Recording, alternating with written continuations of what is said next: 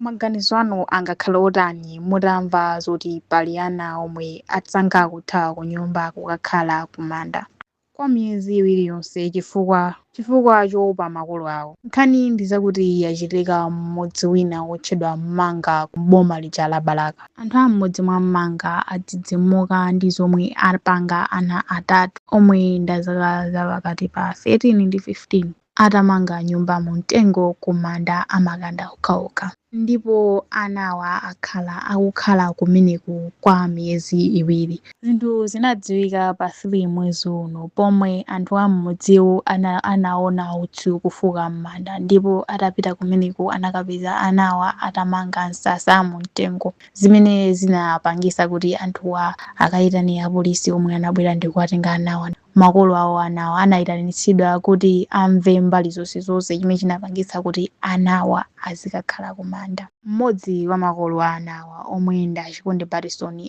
ananena kuti vuto ndi kusamvera kwa anawa.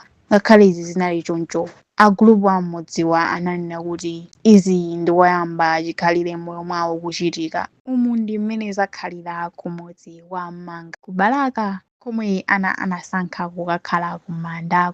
Ngakhale izi zinali choncho, agulupu a m'mudziwo ananena zoti ndi koyamba kuchitika zinthu ngati izi. Umu ndi mmene zakhalira m'mudzi wa Manga ku Balaka. Koma funso nkumati kukakhala ku manda amakanda kwa miyezi iwiri chifukwa chothawa nkhanza kapena kusamvera, pamenepa olakwa ndani? Makolo amene akunena kuti anawa samamva kapena ana amene akunena zoti akuthawa nkhanza za makolo? Osayiwala kupanga subscribe kuti nkhani ngati izi zikupezani pafupipafupi.